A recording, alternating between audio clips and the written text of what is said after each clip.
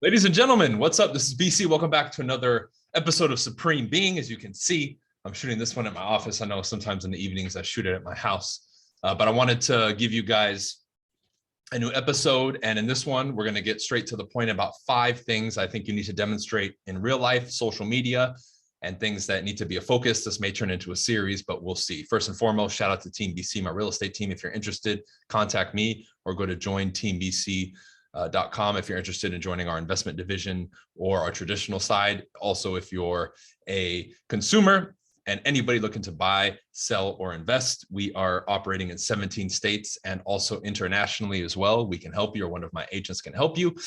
Go to briancasella.com if you want to check out any events, like the new event I have coming up, exclusively focused on NLP and hypnosis. My voice will go with you. That's available on my website, as well as my coaching, modern success, and everything else. All right. So let's get into it. 5 things that you need to demonstrate at all times. Particularly, we're going to focus today in general, right? But I would err on the side, because I am doing a weekly challenge right now, the social media / video challenge. We'll focus this one in particularly for social media, but also make sure that you're exhibiting these qualities in your everyday life so that people can readily observe them, feel them, and witness them. And you'll see that the world will respond to you differently, and you'll also be getting different results, better results, right? So number 1 is this: congruency. Okay, especially when it comes to social media, you need to be congruent. How awful is it when we meet somebody that maybe we've been following online or that we heard of, and in person they're completely different than what they were on video or what you heard? It's not very pleasant when that happens, is it? Why? It's lack of congruency, right? Somebody tells you, oh, this person is super genuine and nice, and then you meet them and they're a dick or an asshole. You don't like that. Nobody likes that. That's not cool. So we live in an era right now where everybody wants to fake the funk and act like there's somebody that they're not. Why? You only do that to impress other people. You don't do it for yourself. Even when you're doing it to stroke your ego or whatever it is, that's not even an internal thing. That was an external poisonous seed and weed that was planted in your mind, that you need to seek this outside validation or keep up with certain people. It's all bullshit, man. It's all bullshit. You need to be congruent. I would much rather be at peace and in harmony with myself and at war with the world around me than the opposite. Because I'm with me all the time, and so are you. I go to sleep with myself, and so do you. I live with myself, so do you. And a lot of people ask me, how have you been so consistent? How do you seem so focused in whatever you do, and you attack everything 100%? And man, you're always on point. This is one of them. I don't live for other people and things outside of me. I live for me. No, that's not selfish. Why? Because when I live for me, everything and everyone, including myself, but everyone outside of me, benefits because of it. If I have children in the future and I decide that, because I focus on me and live for me, they will live a life that no other kid will live. Because I can give more to them, because I focus on me. And I make sure that I'm at peace and harmony with myself. This is the core of being congruent. It's that. Hey, if I'm not good, like I've been showing everybody my progression in calisthenics compared to my teacher, right? Shout out to Bas. He teaches me here in Miami. We train 3 times a week normally. Compared to him, I'm shit. But man, have I made some crazy ass progress in only a couple months. But imagine if I just kept comparing myself to him and this and that, I'd be fucking miserable. Now, am I competitive? Sure. And I love embracing that spirit. But God damn it, I'm doing this for me, not him, not you, not anybody else. I'm just bringing you along for the ride so you can see that I'm one congruent ass motherfucker, because you're seeing me start something with 0 experience, and all these things I've been talking about for 10 years, you're witnessing it live, my dedication to it, my ability to crush obstacles, my ability to be consistent. Even he told me, normally, even the best people, after 2 or 3 months, they give up. And you're like 4 or 5 months in, man, and you keep going. I admire that. That's what he told me. And immediately in my mind, I'm like, of course, you haven't met a motherfucker like me. right? I have that next level obsession and dedication.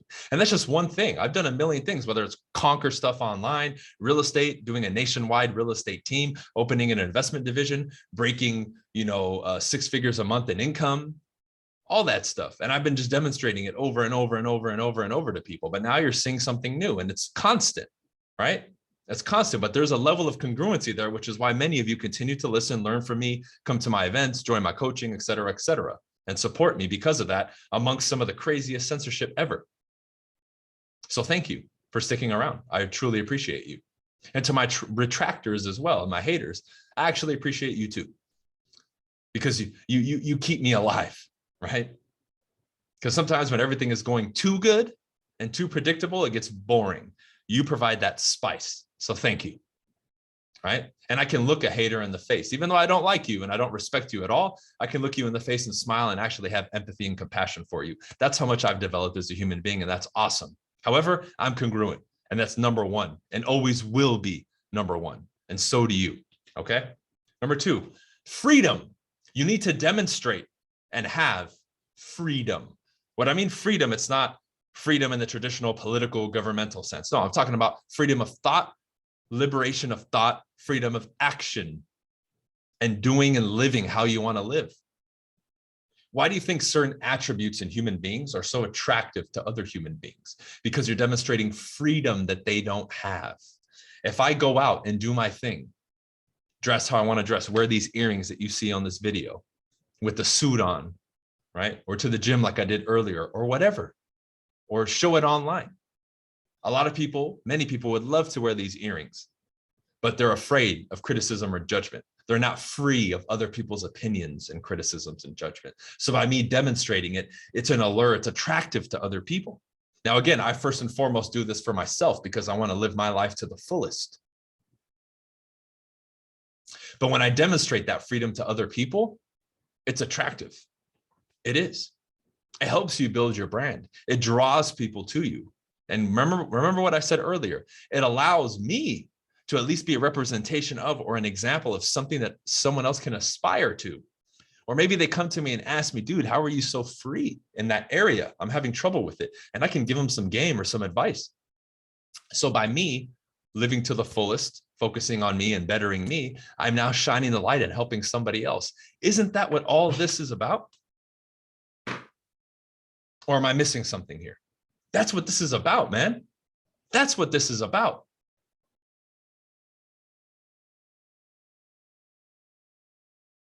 So work on freeing yourself, having the ability to think how you want to think, move like you want to move, live like you want to live. Because you're not only helping yourself, you're helping everybody else as well. This is like, killing two birds with one stone. That's the beauty of this thing. Now, for some of you, that might be a challenge. You may have obstacles right now, people or things in the way. Good, confront it. Grab the bull by the horns and look at him in his eyes and say, I'm here, do something. That's how you attack these things. You're afraid to post something, you post it and you stand by it. Did you really say that? Yes, I did. And I said it. What's up? You don't back off. Why? You grab the bull by the horns. What's at the edge for you? Confront it. If you're standing on the edge of the plane, I shouldn't have to push you out. Willingly jump out and then pull your parachute and do it. That is the answer for you. That's the next step to demonstrate freedom and embrace it and embody it and live it. That's the key. And that's number 2. Number 3, assertiveness. Man, the king of the jungle, the lion of the jungle, the gorilla, whatever it is, the rhino. They're assertive, man. When you want to claim something in life, when you want to achieve something, when you want to change, better yourself, evolve, progress, whatever we want to call it, it requires a moment of assertiveness from you to not only sit there and decipher exactly what it is that you want, but then to take multiple steps, 1, 2, 3, 10, 100, to achieve that outcome. That requires internally first assertiveness with your own process. We have to be assertive and lead. I put /lead because we have to lead. You first have to lead yourself. How the hell can you lead other people if you can't even lead yourself? If you can't even keep your own word and lead yourself to some sort of destination, how could anybody ever trust you? People, friends, family, your mate, your children, your customers, whoever it is. Be assertive, man. You have a question, raise your damn hand and ask the question. What the fuck are you afraid of? Someone's going to tease you? They're stupid. They're stupid. You want to go after an idea? Do it. Who cares if nobody supports you? Why do they need to support you?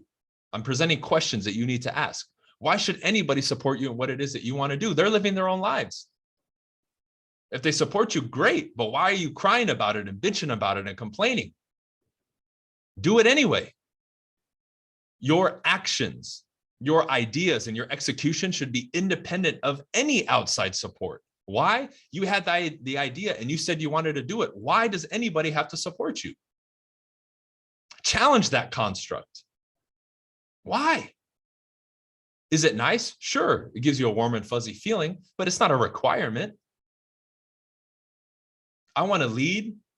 I want to be around people who are assertive and leaders, who came up the ranks without having any support. That's the allies that I want.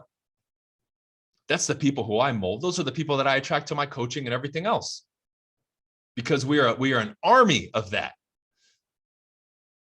We're leaders of our own independent nations who said, oh, you didn't have any support either, and you had to build your army and yourself from the ground up. So did we. Let's join forces. Man, that's an army of badasses right there.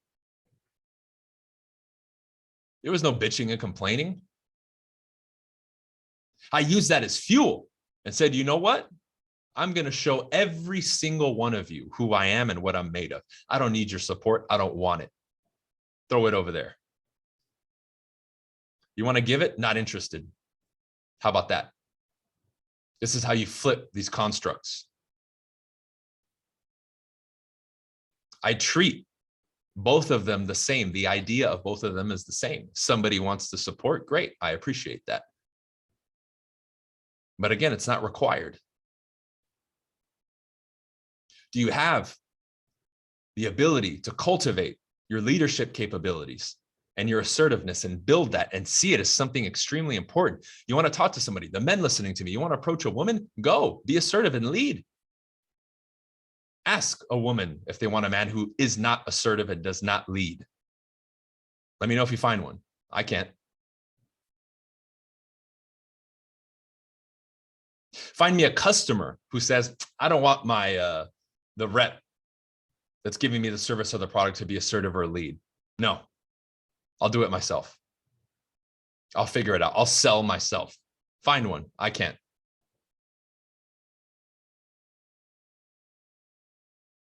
Number 4, patience. I'm not talking about waiting. Good things come to those who wait. No, it doesn't. If we're going to rename that correctly, good things come to those who are patient while they take action and do what they're supposed to do. That would be the right way to say that quote. Quote is nonsense. When do you ever get anything from waiting? You don't. Patience is different. Patience is different. Patience is I'm doing what I'm supposed to do diligently every day, showing up, staying late, doing extra, but I'm not complaining. I'm not wondering. I know that the light is at the end of the tunnel and this thing is going to be accomplished, whatever that is. And I'm patient because I know I'm going to get there with 100% belief and conviction. Every single step of the way, every day, every moment. And if I do fall off that wagon, I get back on it very quickly. I don't feel sorry for myself. I'm not waiting. I'm patient. I'm patient when I have the customer who's emotional. Why? I understand why they're emotional. I've put myself in their shoes. So I don't take things personal when they yell and get upset. Why? Of course they're going to go through that. And I have the patience to walk them through that. Not a problem. I have the patience to see past all of the challenges and obstacles that come with that transaction with my customer. I have the patience now to build myself every day in calisthenics until I get to where it is that I want to go. I ain't going nowhere. I know that great things take time. What do they say? Rome wasn't built overnight. True. Anything worth its weight in gold was not made or built overnight. The universe backs that dynamic. Why do you think people who win the lottery go broke or even more debt than before they got in and won the lotto? It's that same dynamic. The world, the universe, God, the creator, whatever you want to call it, whatever you believe in, understands these things and set up things this way. Same thing with, hey, if I get in shape, it takes a long time and it very quickly you can lose it. That's just the dynamic of life. You have to understand it. What do we want to do? We want to complain about it and try to change it. You're not. It is what it is. This is why when people, men or women, have incredible bodies, we know, even though if we don't know every step, we know what it takes to maintain that. We have a level of respect for it. We know the patience and diligence and hard work it takes to create that and maintain it. Which is why if you build a business, you have a lot of respect and admiration for it. I had a lot of patience those first 3 years to get my business off the ground and really start getting notoriety and success and money and growth and all that. Man, but I didn't exist to the world for the first 2 or 3 years. And I was putting in an unreal level of dedication and action. And nobody saw that. Nobody was around for that. But now they're around. Now they flock when I speak, when I teach on my programs and everything else. But this position was earned with an extreme amount of patience and diligence. I wouldn't get in a rush or upset if somebody else accomplished something and I hadn't accomplished it yet. I have patience. I'm on my own path, not theirs, not yours, not anybody else's. Number 4. And number 5, emotional/mental maturity. Maturity. Something that's very, very missed nowadays. Very missed, very misunderstood, and not had by most people.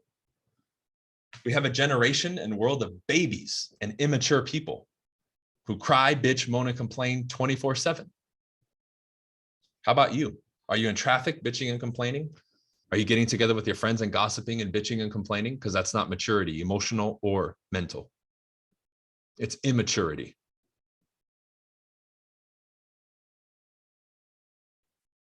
Are you being an adult, doing what you're supposed to do, taking responsibility for your life and all the circumstances that you're in right now and doing something about it? Or are you like a child pointing the finger at everybody else? Because a child, at least, is ignorant and doesn't know any better. They don't have enough experience and life yet and wisdom to understand some of these things yet, but they'll learn. At the moment that you learn and you're no longer ignorant meaning you don't know, the moment you know, okay, moving forward, any mistake made or that behavior staying the same is now your fault 100%, and you will deal with the consequences of it. And it'll get worse over time until you're mature enough to understand that you are in control of your life. I don't care where you're from, what language you speak, what you do, you're in control of your life. To the degree that you believe that and you're doing something about it, you're more fulfilled. You're getting closer to where it is that you want to go, and life has meaning for you and some kind of purpose. To the degree that you're at the opposite end of the spectrum, life is hell, it's chaotic, you have no control, you feel lost, you're not happy, and you're not existing the correct way as a human being because your philosophies and your way of living and mental constructs are flawed if you think the opposite. That's why. I've exhibited qualities of both at some point in my life. I'm speaking from experience, and I can tell you, taking responsibility, being mature, and doing what you're supposed to do is the path that you want to be on. Understand when I say this. I'm not the new kid on the block talking about these concepts. I've been an online character now, in quotes, for about 10 years. That's a decade. Who else has lasted for 10 years that you know? That's wildly successful, making a lot of money, and even succeeding in the way that society says is success. That's not what I consider success personally. But even by their standards and rules, I'm fucking killing it. Killing it. But I don't care about any of that shit. Why? Because I'm mature. I live my life on my own terms. I'm happy, I'm fulfilled doing what I do. I don't have to prove shit to anybody. But what has to be proven, I've proved to naysayers, to students, to my customers. Why? Because I'm mature. I know a certain level of things have to be done a certain way to accomplish a certain thing, to prove a certain something, whatever it is that you want to do. I've done it. but I have a level of maturity to understand that. I know the moments to be a certain way. I know other moments to not act that way and say, and have the ability and maturity to say, I'm in someone else's environment and show right now. I'm not going to impose myself. That would be very immature of me.